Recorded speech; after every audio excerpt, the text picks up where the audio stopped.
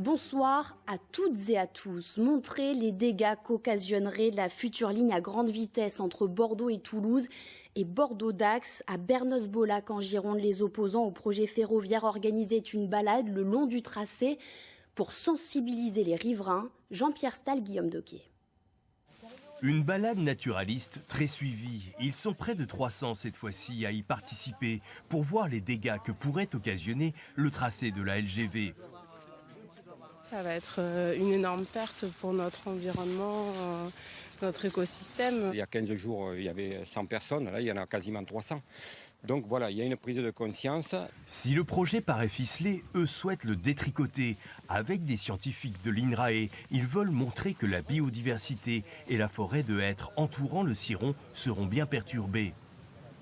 Cette forêt, ces hêtres qu'on voit autour de nous, remonte à plus de 40 000 ans. On est vraiment dans cette logique de vouloir conserver le peu qui reste. On voit bien que le tracé impacte entièrement le bassin versant. Les premiers coups de pioche sont prévus dans quelques mois. C'est urgent, il faut réagir. C'est un microclimat, un lieu qui a mis des siècles, des millénaires à se former. Et là, il est prévu d'être traversé de part en part sur 15 affluents du Ciron.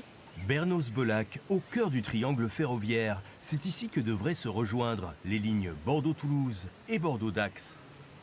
Ça va passer au-dessus de l'autoroute, presque à la hauteur des cimes des pins là, et puis ça va passer au-dessus des chênes, entre les viaducs routiers, les viaducs sur le Ciron et les viaducs sur les affluents à proximité. Je crois qu'il y a 8 viaducs en tout dans le secteur. C'est en plein sur les zones humides, ça enclave complètement le Ciron. Enfin, ce sera un désastre. Une forêt déjà traversée par l'autoroute A65. Ces associations dénoncent en prime 50 millions de tonnes de matériaux qui pourraient être déplacés durant 10 ans et une destruction de 3300 hectares de forêt avec ce projet. Des enquêtes publiques qui disent qu'il ne faut pas le faire parce que c'est désastreux pour l'environnement. Des rapports du GIEC qui nous disent qu'il faut lever le pied sur tous les projets désastreux, ça c'en est un. Ça me touche quoi. Si ça touche personne, ce qu'on est en train de filmer là, c'est triste. 3 recours sont actuellement déposés contre la LGV par ces associations et des élus devant les tribunaux administratifs de Bordeaux et de Toulouse. Le point sur la LGV, son histoire, son tracé, tous les détails sont à retrouver sur notre site internet.